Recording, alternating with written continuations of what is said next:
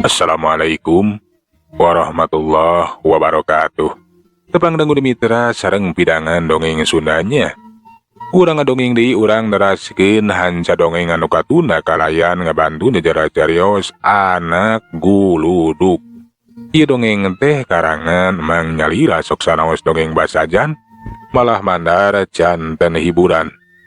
Atuh kabaraya anu satia manco kana dongeng Mang di mana bae ayana mugia sadayana aya dina kasehatan lahir sindarangan batin dilalancarekeun sagala rupinanya.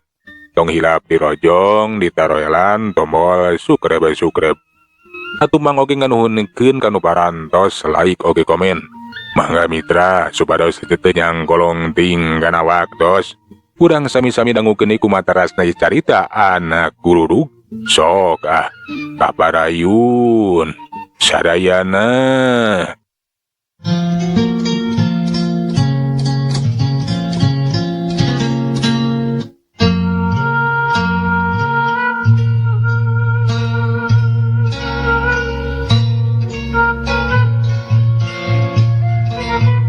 Kakaraoge ngamimitian tapa geus kadenge aya soratan pakatinggalan.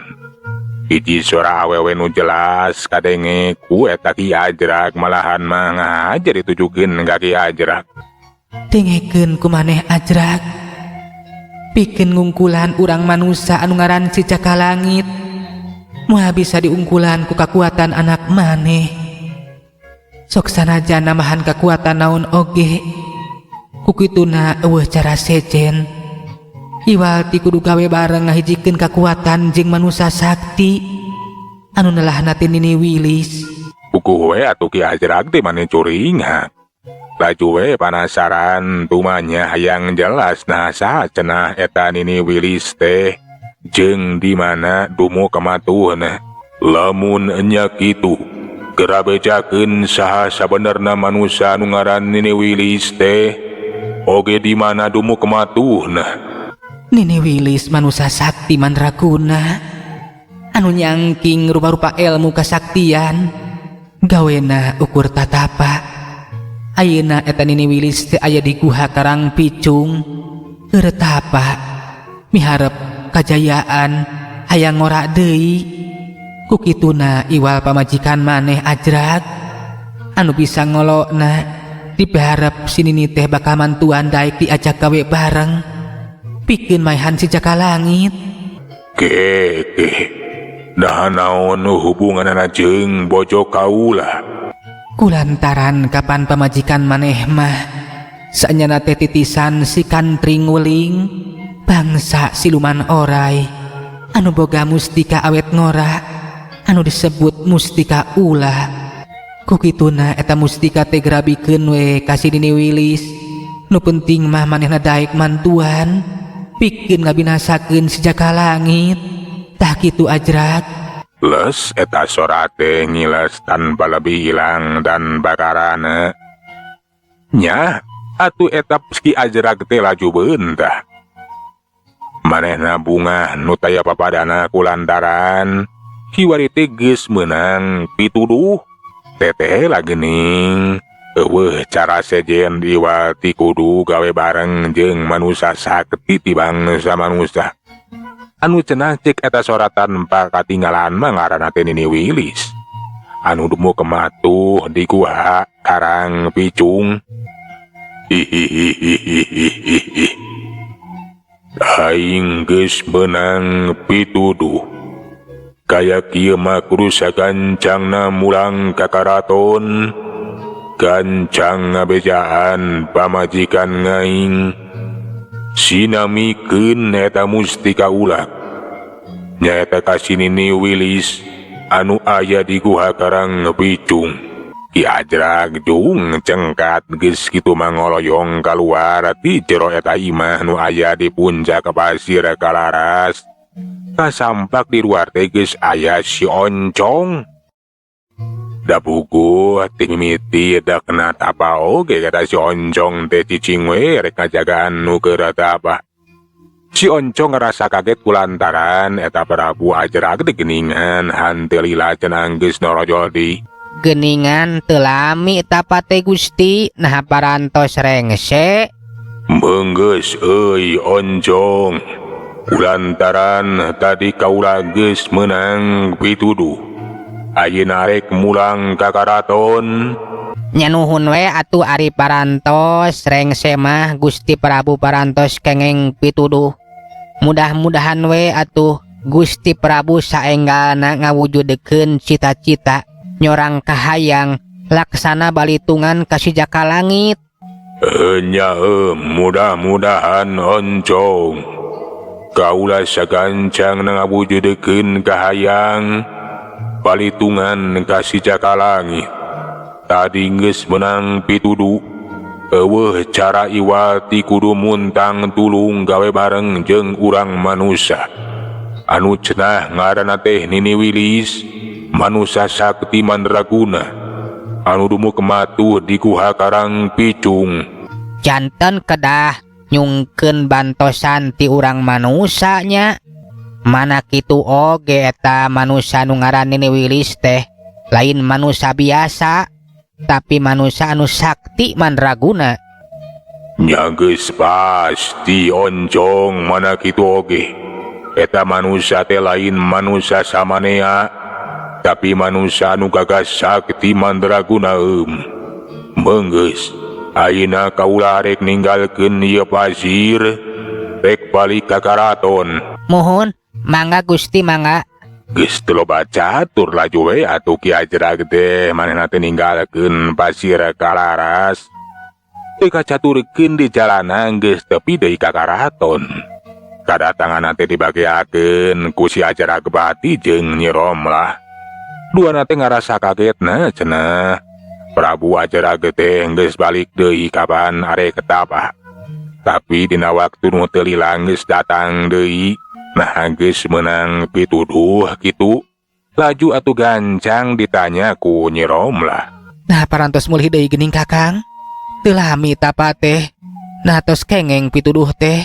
Nya Nyai. Kakang teu kudu lila tatapa. Kakang geus menang pituduh. Nah kumaha cenah dina enggoning pikeun ngungkulan si Jakalangit teh. Anak urang teh kudu kumaha? Sumuhun ama. Kudu kumaha? Kudu kamana? Jisim abdi nambihan kakuatan. Numutkeun pituduh. Najan Raden nambahan kakuatan. Moal aya hartina. Lamun sosoranganan yang hareupan si Jakalangit. Ngan bae cenah cek pituduh teh. Eueuh cara sejen iwati kudu ngahijikeun kakuatan. Nyaeta jeung urang manusia. Anu nelahna teh nyaeta Nini Wilis. Janten kitu nya Kakang. Anak urang teh najan nambihan kakuatan naon oge. Moal tiasa ngungkulan si Jakalangit. Benar pisan Nyai. Anak urang moal mampu pikeun ngungkulan si Jakalangit. Kupituna we cara sejen iwati kudu napungan Nini Wilis nu aya di Guha Karang Picung. Dipiharep ku ngahijina kakuatan anak urang jeung si Nini Wilis bakal mampu pikeun ngabinasakeun si Jakalangit. Janten jisim abdi teh kedah ngagabungkeun ngahijikeun kakuatan jeung eta urang manusia anu ngaran Nini Wilis. Nah nya kitu eta Nini Wilis teh sakti mandraguna. Mana kitu oge eta nu ngaran Nini Wilis teh lain manusia samanea, tapi manusia anu sakti mandraguna. Anu gawena teh ukur tatapa. Pasti bakal nyangking ngawasa rupa-rupa ilmu kasaktian. Malahan mah ayeuna teh cenah keur hayang kasaktian nyaeta awet ngora. Kaayana teh hayang ngora deui. Kukituna ieu teh mangrupakeun hiji kasempatan pikeun urang nyaeta pikeun ngolo eta Nini Wilis supaya daek diajak gawe bareng enggoning yang hareupan si Jakalangit. Nah kedah diolo kumaha kitu Kakang? Kakang nyebatkeun hiji kasempatan pikeun urang. Kapanan eta Nini Wilis teh hayang awet ngora, hayang balik di ngora.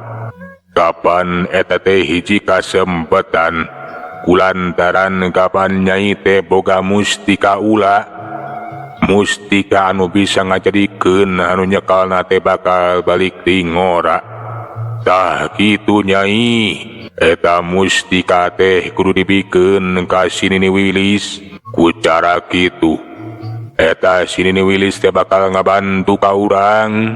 Jadi mustika ulah anu dicangking ku jisim abdi teh dari pasrahkeun ka eta nini-nini. Heulaanan Kakang. Kapan sasat eta mustika teh anu dipupusti? Mustika anu kacida penting keur abdi mah. Daya jalan sejen Nyai. Iwa tiku cara mikeun eta mustika ulah. Si Nyai kudu daek ngorbankeun eta mustika demi cita-cita urang sararea dina enggoning baritungan ngabinasakeun si Jaka Langit. Kata empu eta Nyi Romlah teh nyaeta titisan Nyimas Kandring maniknya bangsa siluman orai teh ngadadak ngahulang atuh. Sanya nama hanteu mikeun lamun kudu masrahkeun eta mustika ulah. Sasat eta mustika teh kapan? Mustika anu kacida barara hargana atawa kacida pentingna. Kari-kari ayeuna kudu dibikeun ka eta Nini Wilis. Tapi ana dipikir, nya oge cenah anu penting mah. Kahayangna balitungan ka si Jaka Langit anu mangrupakeun titisan Raden Purbalarang teh ya. Bisa sagancang nalakesana. Atuh tekung sila. Nyi Romlah tepo kadenge dicacarita. Enya Kakang. Najan abdi kudu ngorbankeun ieu mustika ulah teu jadi pasualan. Nu penting mah kahayang urang sagancang ngalaksana. Syukur bagja kumanjangan saupama kitu mah Nyimas. Eta mustika ulah teh kudu sagancang dipasrahkeun ka si Nini Wilis. Nah iraha kira-kirana Kakang? Ieu mustika teh dipasrahkeun ka si Nini Wilis? Leuwih gancang, leuwih halus. Enya. Tapi saha kira-kirana nu bakal langsung masrahkeun ieu mustika teh? Nah ku Kakang, ku kuring atawa ku si Raden? Ari saya nama ku jisim abdi we Ibu. Sakantenan abdi teh hayang nguji nahanya. Eta si Nini Wilis teh sakti mandraguna. Ulah padu wae kitu dibikeun. Hayang kanyawan heula. Lamunnya sakti mandraguna bisa diandalkeun, kulo abdi pasti bakal dibasihkeun. Enya bener pisan Raden. Leuwih hade ge kitu. Memeh ieu batu mustika dipasrahkeun ka eta Nini Wilis. Hadena mah diuji heula nepikeun ka mana kasaktianana teh. Tah, nya bener pisan kitu Leuwih hade ge ku si Raden. Keun anak urang sinang nguji heula. Nepikeun ka mana kasaktian eta Nini Wilis teh. Lamun geus bisa kanyahoan kasaktianana, eta batu mustika teh langsung dipasrahkeun jeung ajakan gawe bareng pikeun ngabinasakeun si Jaka Langit. Mohon kitu ama. Keun, ku jisim abdi eta nini teh bakal diuji kasaktianana. Jeung eta batu mustika ulah kagungan Kangjeng Ibu teh moal wakal langsung dipasihkeun. Tapi pasti bakal diuji jeung disuhunkeun jangjina. Janji, lamun geus dipasihkeun eta batu mustika, bakal mantuan ka urang. Nyaeta kabinasakeun ka si Jaka Langit. Nya heuk Raden. Bener pisan. Sok Nyai, geura pasrahkeun eta batu mustika ulah teh ka si Raden. Mangga Kakang. Mangga ayeuna keneh ku abi bakal dipasrahkeun ka anak urang. Geus kitu mah geus hanteu loba catur laju we atuh eta Nyi Romlah alias titisan Nyimas Kandring manik teh. Laju ngaluarekeun batu mustika ulana. Rep sidakep sinuku tunggal. Tekung sila Nyai kenyai. Dina makutana teh aya nu hurung ngempur. Lila kalilaan eta cahaya teh ngawujud jadi batu. Rupana hideung males. Ngan bae lian ti hideung teh di jerona teh aya bintik-bintik bodas. Eta batu teh laju we dipasrahkeun ka si Ajragebati. Ieu Raden, batu mustika ulah teh sok cepeng ku Raden. Geura pasrahkeun ka eta Nini Wilis teh ngan ka hade. Memeh dipasrahkeun ku Raden kudu diuji heula kasaktianana. jeung dipenta jangjina Raden. Mohon ibu. Tangtos. Ku jisim abdi ge moal kitu wae dipasihkeun, pasti bakal diuji heula, bakal dipenta jangjina. Batu mustika ulah teh laju we atuh ditampanan ku Raden Ajragabati. Geus tampanan eta batu mah. Eta si Ajragabati teh laju lunta ninggalkeun Gurawangsa nya bakalam manusa. Nyata arek nepungan si Nini Wilis nu aya di guha Karang Picung.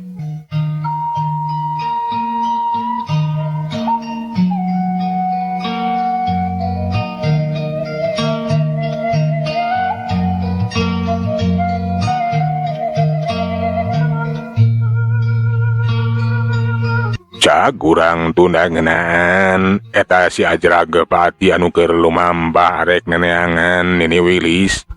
Urang caturekeun di tempat sejen nu aya di halaman husa. Pernahna nyata di sisi basisir. Teu jauh ti eta sisi basisir teh aya guha. Ari eta guha teh sok disarabuat guha Karang Pucung.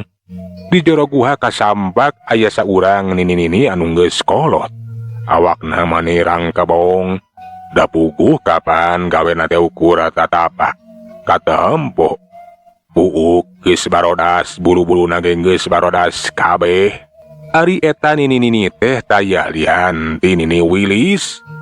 Nini Wilis tapana teh mani gentur naker, pangna tapa di jero eta guha Karang Pucung teh jelas. Nyata hayang ora deui, tapi sakitu geus rila tatapa di eta guha. Si Nini teh acan ngabuahkeun hasil. Kaihan di luar buku geus beuting. Ukur kadenge we sora ombak anu pating jelegur. Di antara sora ombak anu pating jelegur, kadenge aya hiji sora nyata sora Ajag anu babaung ngelewung tarik naker. Cungungung buku we atuh si Nini teh anu keur tapa teh mani curinga. Nah, cenaya sora Ajag geus sagarupa. Kapanan kayaan manehna teh aya di sisi laut, jauh ka pileuweungan. Si Nini Wilis beuki kaget. Kulantaran tekung silangeng kadenge sora anu cacarita ditujukeun ka dirina. Kawas anu nangtang. Nini Wilis, lamun nya sia gagas sakti mandraguna, hayo gancang kaluar. Gerasing hareupan aing si Ajragapati. Kurang ajar. Aya nu nangtang ka aing. Na bangsana nahaon cenah. Tina sorana mah babaung sagarupa jiga anjing. Kaosna bae anu ngaganggu kana tapa aing kaya kieu mah. Dagoan sia. Saha wae. Di mana wae bangsa naon wae. Ku aing bakal dising hareupan. Bakal dihancurkeun.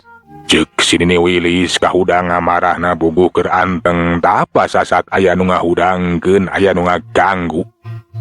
Geus kitu mah si Nini teh kaluar ti jero guha. Barang geus aya di luar bener we. Aya nu nangtung ngabadega. Aya Ajag anu kacidak gedena. Cekuk ngagogogan ka si Nini Wilis. Tapi si Nini teh henteu sieunun. Panona mencrong ngempur hurung netep seukeut eta Ajag. Sia anu geus nangtang ka aing teh deuleu. Nah urang mana sia negara mana maneh teh? Teteh lah geuning bangsa siluman. Ngaran aing Ajragapati. Aing ti karajaan Gurawangsa. Nagara siluman Ajag. Ngahaja datang ka dieu. Hayang ngajajal kasaktian maneh. Jadi maneh teh bangsa siluman Ajag.